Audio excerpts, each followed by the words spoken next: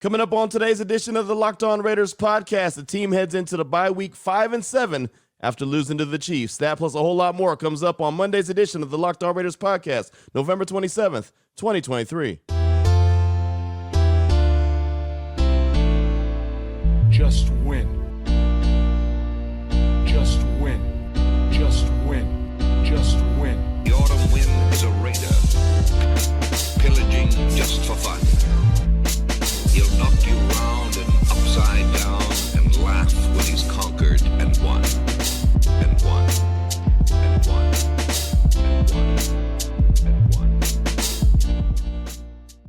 And welcome in, Raider Nation, to another edition of the Locked On Raiders podcast. Thank you so much for making the show your first listen of the day. Make sure you subscribe or follow for free on YouTube or wherever you get your podcasts to get the latest edition of the show as soon as it becomes available. And, of course, as always, if you're checking us out on YouTube, we definitely appreciate you. My man Ari does a great job each and every day making sure we're up on YouTube and we're looking good, and we definitely appreciate him. You can hit him up on Twitter at Ari Produces. You can hit me up on Twitter as well at your boy Q254. And, of course, we got the Locked On Raider podcast voicemail line 707-654-4693. No calls or texts coming up on today's show. Got some locker room sound that I definitely want to get to. Got a lot of locker room sound following the Raiders' 31-17 loss to the Kansas City Chiefs on Sunday. But we'll get to one guy in particular that I think needs a little bit of recognition for what he was able to do in Sunday's game, even though it came and resulted in a loss. That'll come up in segment number 3 of today's show. Segment number 2, unfortunately, have to talk about a couple guys on the Raiders roster that may not be long for the Raiders roster because of actions of their own when I talk about Roderic Teamer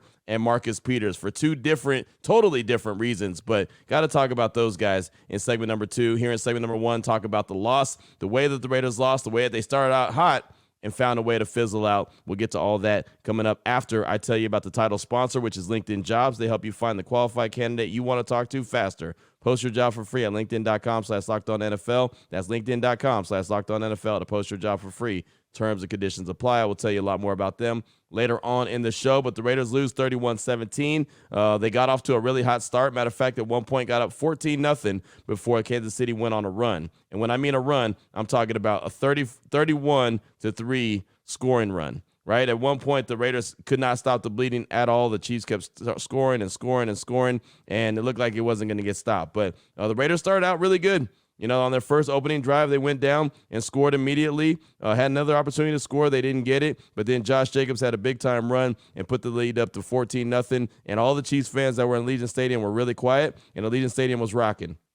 And then it all changed after that. But just looking at the numbers, Aiden O'Connell, 23 for 33, 248 yards, a touchdown, and a sack. Jacoby Myers actually was the lead receiver for the Raiders. 6 catches, 79 yards, a touchdown on 7 targets. He was the first one to score. Matter of fact, he got in the end zone on the opening drive, and that opening drive that the Raiders had looked like one of the best drives they had all season. And they've had about a handful of drives that have looked really good. That first opening drive looked fantastic. Josh was getting the ball. Devontae was getting the ball. Jacoby was getting the ball, and he ended up punching it into the end zone on an 18-yard catch and run on, I believe it was 3rd down from Aiden O'Connell. Speaking of Devontae Adams, 5 catches, 73 yards on 7 targets, And the problem is all those catches on those targets came really early in the game. He was like 5 for 5 for 73 yards and then never got another catch the rest of the way. And that was really bizarre. I don't think that Kansas City really did too much differently as far as going ahead and guarding him and trying to slow him down. The Raiders just couldn't get the ball to him, and it's just kind of the story of the season. The offense plays well for a minute, and then it fizzles out. And that's something that they've got to get figured out, whether it's the rest of the season with 5 games left. They're going into the bye week, obviously. They've got 5 games left. Is it going to be then that they're going to get the offense figured out, or are they going to have to wait till they officially get into the offseason before they can get the offense figured out? But something's got to give because they just can't get things going, and they cannot play consistently offensively. Josh Jacobs, 20 carries, 110 yards, and a touchdown, which sounds fantastic. Sounds like, all right, good. Josh Jacobs had a really good day. Well, 63 yards and a touchdown came on one play, right? So if you really boil it down, it was 19 carries for 47 yards. And I don't want to take away that 63-yard run because it was big time. It was a hell of a run. He put a hell of a stiff arm up there and got the Chiefs defender to the ground and got the touchdown. And so that was huge. But all in all, his carries weren't very effective. And he had a few carries here and there that looked really good, and especially early on. And then the Raiders just could not, again, keep it up consistently. He also had 4 catches for 15 yards. But if you look at the first drive, 9 plays, 75 yards, 5 minutes and 28 seconds it took. Jacoby Myers punches it in. That was awesome. Next drive is where the first problem came in. 14 plays, 69 yards, and they missed a field goal. And the big problem is, I don't understand why they went for the field goal, right? And so I even tweeted, really surprised the Raiders didn't go for it on 4th and 1. The way they played so far feels like they could have picked that up. Raiders 7-0 with 32 seconds left in the first quarter. So they ran 14 plays, went 69 yards, and took a ton of time off the clock and got nothing out of it. And I know, and it's easy to second guess coaching. And I understand that, hey, Coach Pierce is a new coach, so he's going to make decisions some we'll agree with, some we won't agree with. It's easy to go back and kind of say, that was a bad decision, that was a good decision, why'd you do this, why'd you do that? I get that. So I'm not trying to second guess the coach, but with the momentum, the way that they were playing, I felt like they really should have gone for the 4th and 1 to try to go and get a touchdown. The one thing I can tell you about the Chiefs are they're not going to be beaten by field goals, right? And I'm not saying that if they had punched it in the end zone, they would have won that game, but it just would have gave them a better chance. One of the big keys I had to this game was the Raiders had to score around 24 points. Well, if they had punched that in the end zone, and then JJ comes back with his touchdown run, that's already 21. And then you get a field goal later on in the game, there's 24 points right there. Again, not saying they would have won the game because, look, they lost 31-17. But you've got to give yourself a chance. And that's why I'm not a big analytics guy. And I know analytics. I know what it is. I know it's all about the number game and the percentages, this, that, and the other. I get it. And I know that it's a major part of the game. So I'm not trying to take that away from it. But sometimes you got to throw the analytics out the board and out the window. And I'm not even saying that was an analytics call. But sometimes you have to realize, hey, the team that we're going up against is the Chiefs. They're not going to be beaten by field goals. Let's go get touchdowns. And then you live with the results. And again, it's so easy to second guess. So I'm not trying to be that guy, but I felt like that was a big turning point in the game when they settled for a field goal. And Daniel Carlson is Cash Money Carlson for a reason. So 30 yards should have been a chip shot for him, and he missed it. It was the second shortest field goal missed this season, according to ESPN Stats and Information, and the second shortest in his career. So he normally makes that. He's 99.9%. He's automatic. So I get it. Putting points on the board, you want to have some points. But, again, the Chiefs are not going to get beat because you have a field goal. And if you go on a 12-play drive, was it 12 plays? No, 14 plays, 69 yards. I feel like you just got to go ahead and go for the jugular, right? You've got to have an opportunity and the stones to say, we're going to go pick up this first down. Our will is better than yours right now, and we're going to get into the end zone, and we're going to let the chips fall where they may. Not to mention, the Raiders knew that the Chiefs were going to get the ball coming out of the locker room to start the third quarter. And what does that mean? Well, there's opportunities for them to get the ball back before halftime, multiple times before halftime, get the score close, and then also take advantage coming out of the locker room. And that's exactly what they did. It was knotted up at 14 at halftime, and then they got the ball back to start the third quarter. So I didn't like the fact that they didn't go for it. But again, not trying to second guess the coach or say that, oh, he made a terrible decision, but it just was one of those. It's like a gut feeling that you got to go with. And I feel like that, the gut feeling should have been just to go for it. The third drive of the game is the 77-yard drive, but it was only 2 plays. Josh Jacobs goes for that 63-yard touchdown run. The reason I bring that up is because it put the defense right back on the field, and they eventually got tired, right? But again, they got up 14-0, and then finally got outscored 31-3 the rest of the way. And I'll tell you right now, the locker room was pretty upset, especially because it's that team again. And if you remember, going back to even last season, week 5, they were up 17-0 before the Chiefs mounted their comeback. And so it's that team. And, of course, the Raiders have to figure out a way to beat that team. In the AFC West, you've got to find a way to knock off that team. So a guy like Meek Robertson was very frustrated, was very upset. He even said, I know that they're not better than us. He's like, that's why I took it so personal. I'm taking this game so personal. He doesn't care about the bye week, any of that stuff. Just took that loss really personal because, well, he felt like he let them off the hook. The team, not Meek, but the team let them off the hook. They were up 14-0, couldn't keep their foot on the gas, couldn't continue to score, and the same problem they've had all season long rears its ugly head, right? Can't continue to score points. Again, they've only gone over 20 points one time offensively all season long. So they head into the bye week soul searching, looking for some answers, and also trying to get a lot healthier. And I've so much there is to say about this game and so much to talk about when it comes to the coaching, when it comes to the quarterback, when it comes to what the Raiders may need moving forward, this, that, and the other. And please believe we have all week to discuss all kind of different areas of this game and what the Raiders have done through the first 12 weeks because it is the bye week. So there's not another game to prepare for. But I have to talk about the news that we found out before the game and then what we saw transpire during the game. We'll do that coming up in segment number 2 of today's Locked On Raiders podcast. Before we get to that, though, do want to tell you about the title sponsor, which is LinkedIn Jobs. When you're hiring for your small business, you want to have as many top-tier candidates as possible to interview. That's why you got to check out LinkedIn Jobs. LinkedIn Jobs has a tool to help you find the right professionals for your team faster and for free. LinkedIn just isn't another job board. LinkedIn has a vast network of more than 1 billion, and that's 1 billion with a B, professionals, which makes it the best place to hire. Hiring is easy when you have that many qualified candidates and quality candidates. So easy, in fact, that 86% of small businesses get a qualified candidate within 24 hours. LinkedIn knows that small businesses are wearing so many hats and might not have the time or resources to hire. Thankfully, with LinkedIn, the process is quick and easy. They even just launched a feature that helps you write job descriptions, make the process even easier and quicker. Post your job for free at linkedin.com/LockedOnNFL. That's linkedin.com/LockedOnNFL to post your job for free. Terms and conditions apply.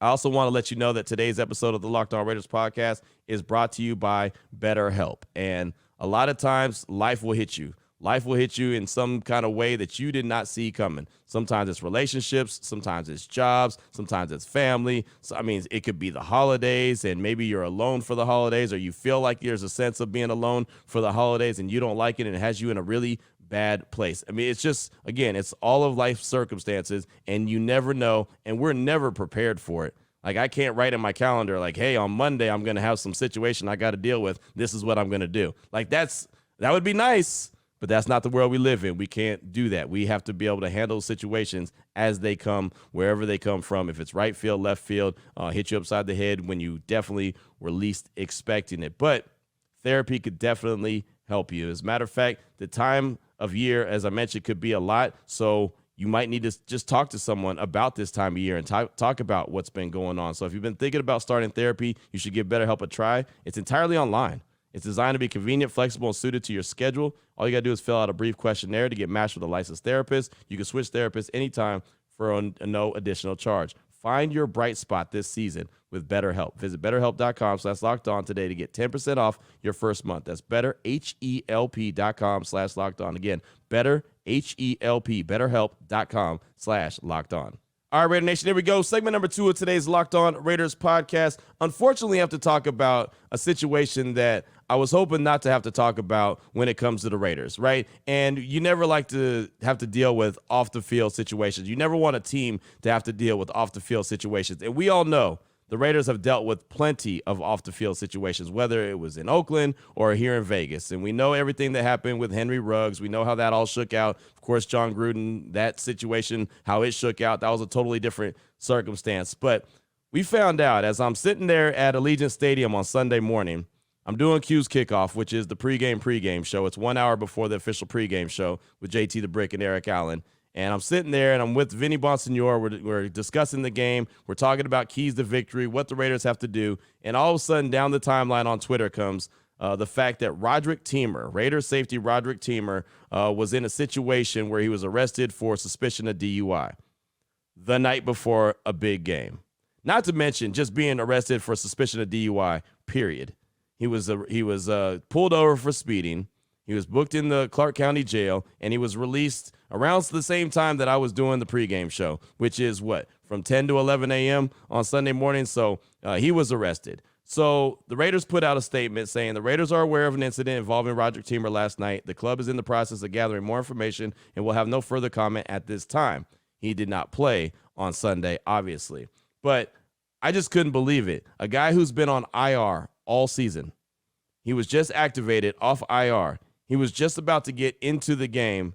And the night before a huge game, probably the biggest game of the season for the Silver and Black, he's out speeding after drinking and gets arrested on, again, suspicion of DUI. Now, it's suspicion of DUI. Anything could happen. Anything could pop up. We all know how that shakes out. So I want to make sure I'm very clear about that. It's suspicion of DUI. But if, in fact, it does end up being a DUI and he gets busted, I mean, first of all, it's the night before a game. Everyone's at the team hotel. He's not supposed to be out and about anyway. I mean, there's a curfew, which I get is, it's a soft curfew, but there's a curfew. But how incredibly selfish and reckless is that? Again, in Las Vegas and everywhere, honestly. And there's tweets immediately, get the professional team out of Vegas. Look, I'm not even going to go down that rabbit hole. I'll just let you know, it's not Vegas. It's not the Raiders leadership. It's the player. We have to hold people accountable for their actions. We can't just babysit these guys and say, hey, this is where you have to be and this is what you have to do, and make sure you text me and let me know that you're home. Like, we don't have to do that. These guys are smarter than that. And again, the night before a game, it's definitely you're at the team hotel, the M Resort, the official team hotel of the Silver and Black, and you should be in good position to be, doing what you're doing. So I tweeted out, Maxx Crosby is working his tail off to try to play today, and a player in Roderic Teamer who was just activated off IR getting arrested on suspicion of DUI the night before the game is the most selfish thing I've ever seen. Also, so reckless when there's so many better options. And I stand on that. Again, it's suspicion of DUI, but just ridiculous. Just there's absolutely no reason for that. And Maxx Crosby is doing everything he can. He was a guy who did not participate in practice all week long. He was a guy that was listed as doubtful ahead of the game. And that's what got us concerned on Friday was like, oh, wow, this guy's doubtful? Oh, there's a good chance he doesn't play. Come to find out, 67 players have been, well, now 68. 67 players prior to Maxx Crosby were listed as doubtful. All 67 missed their games on Sunday.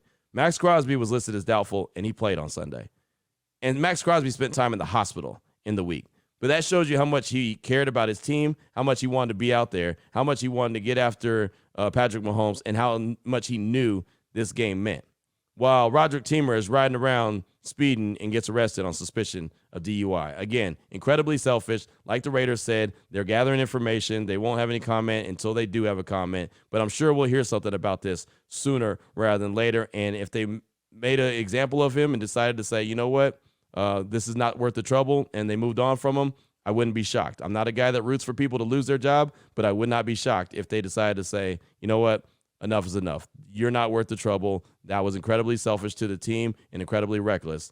We got to move on from you. Would not be shocked at all. Now, when it comes to infield and in-game activities or lack of activities, how about Marcus Peters?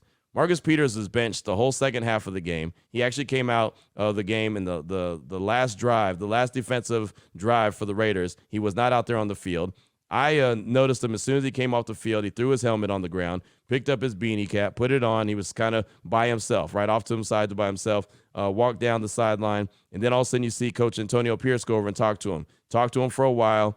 Marcus walks back down the field, the sideline, throws his beanie cap off, finds his helmet, puts his helmet on, stands on the sideline like he's about to go back into the game, kind of walks in a couple circles, and just takes his helmet back off and puts his beanie on. Never to be on the field again. And this has been something that has been going on with Marcus and his lack of effort when it comes to tackling. Of course, we know he's a guy that wants to get after the ball and try to make plays on the ball like he had the pick six against Detroit. But that's really it. I mean, he has no desire to try to tackle, and there's so many times that you'll see him out there and the effort will just look piss poor. And look, Marcus has been brought into the office. Antonio Pierce told us as well.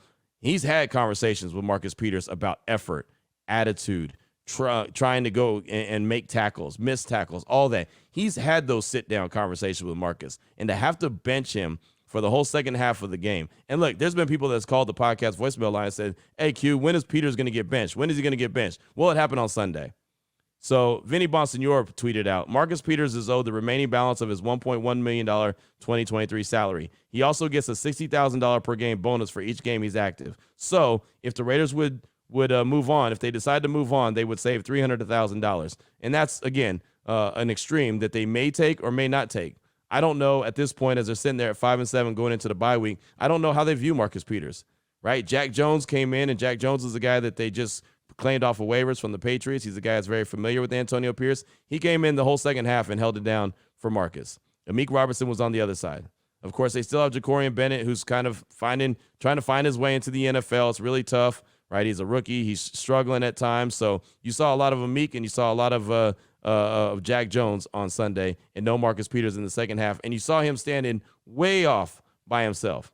Way off. And then a couple times you'd see Antonio Pierce talking to him, kind of getting in his lunch a little bit. And we'll ask Coach Pierce about it. We'll have a chance to talk to him this morning at 11 o'clock. So I'll have an opportunity to ask him about those conversations. Of course, he's not going to say exactly what they were talking about, but I'll ask him straight up, was that an effort and an attitude, reason why he wasn't in the game? Because if not, if I don't ask that question, then it could obviously be played off like, okay, well, he was injured, and so that's why he didn't play. He wasn't feeling very good. That's why he didn't play. Just like similar to the Detroit game, he was out the rest of the game after that pick six with cramps. And I say that in air quotes because, well, I say that in air quotes.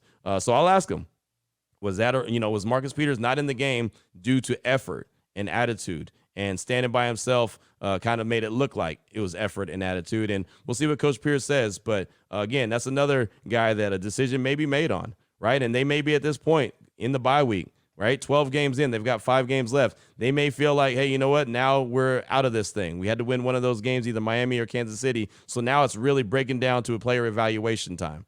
I don't know that for a fact. Ask that question as well. We get to talk to Coach Pierce today, and then we also get a chance to talk to all the assistant coaches, all the different coordinators, but it's later on when I'm on my radio show, so I won't have an opportunity to actually catch up with those guys. But I will have a chance at 11 o'clock this morning to catch up with Coach Pierce. So we'll ask him a few questions like that about evaluation. Is it evaluation time with the Raiders? Or is it, hey, we still think that with the 5 games left, we can go on a run and find a way to sneak into the playoffs? Me personally, I think that they needed to have either the Miami game or the Kansas City game.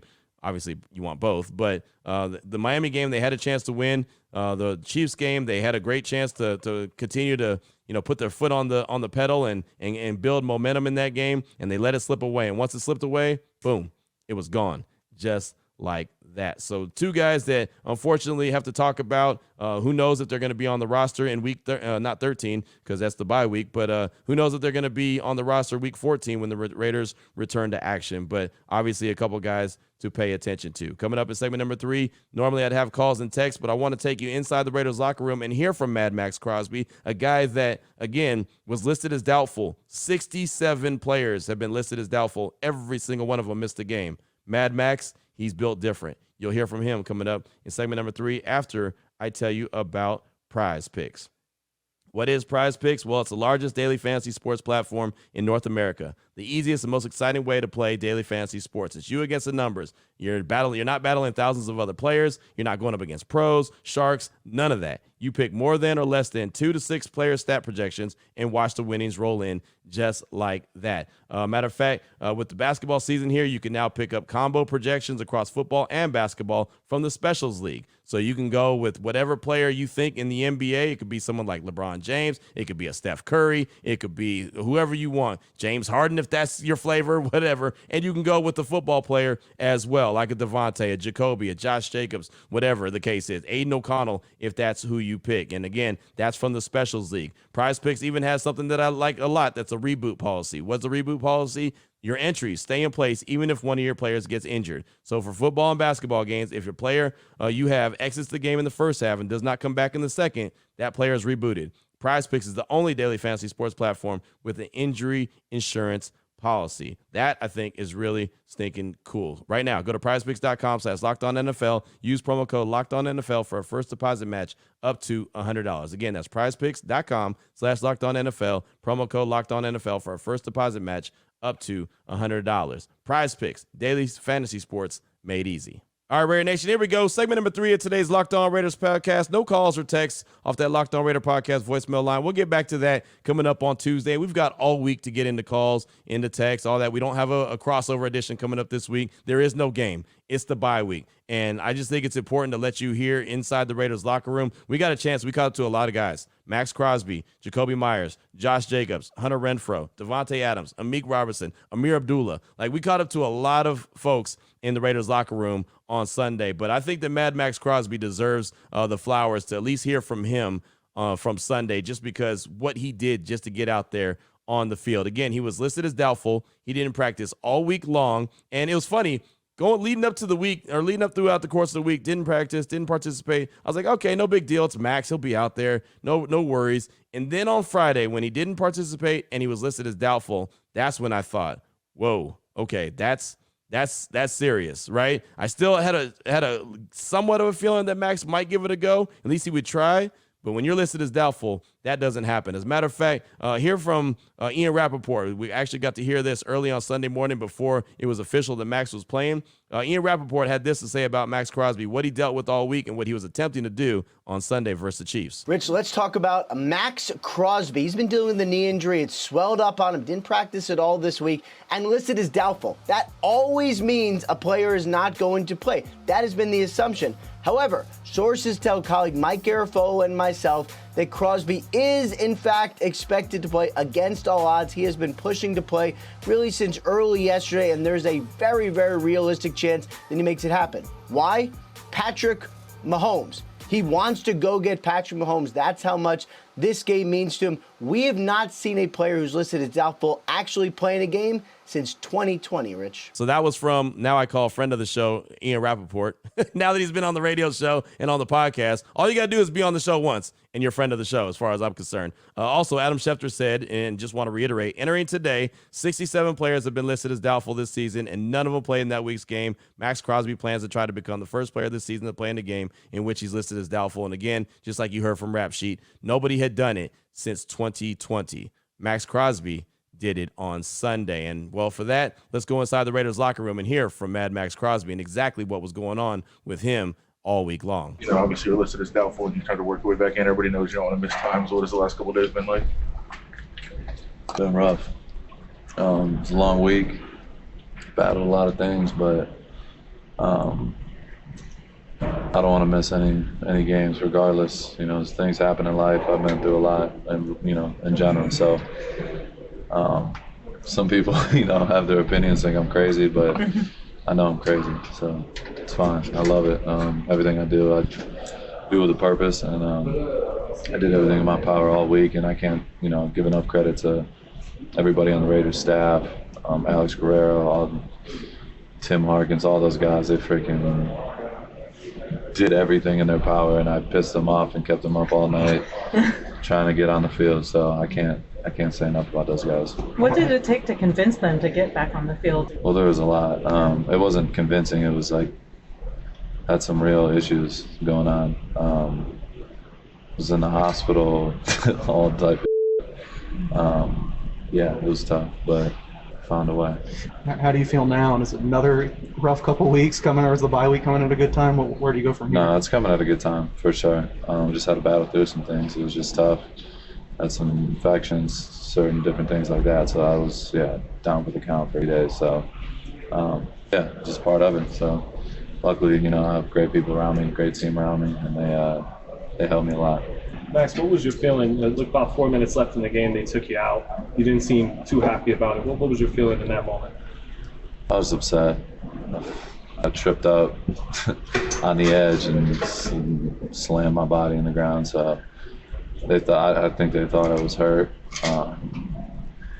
And I was banged up a little bit, but I didn't want to come off the field. You know, at that point, it was just frustration more than anything. You know, you put everything into it. I played my ass off, and everybody was out there playing their ass off. So I just wanted to give our team a chance in a hard time, and I didn't want to come off. So as simple as that. How tough was it just on a play-by-play basis to be in there, and how much pain were you actually in during the game?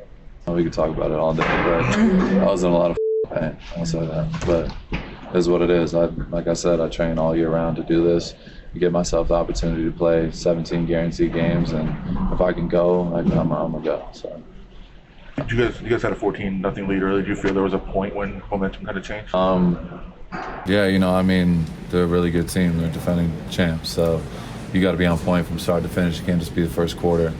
You know, we talk about starting fast, but you got to finish faster. So it's like you got to keep your foot on the gas at all times, and you know, they got the best quarterback in the world, so you can't lay off the gas whatsoever.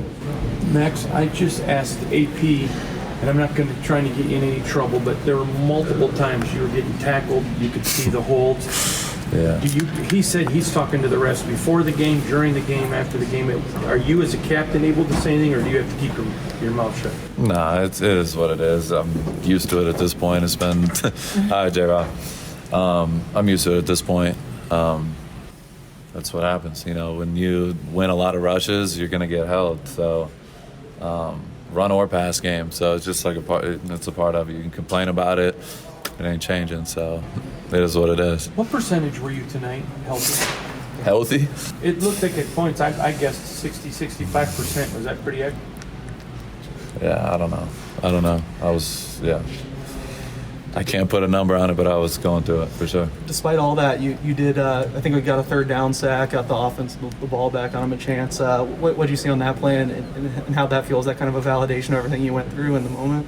Yeah, I just out-of-body experience. I think I got freaking triple teamed on the play, and somehow I just kept fighting, finding a way, and made a play and help us get our offense another opportunity in a big moment. So, yeah, it was a big play in the game.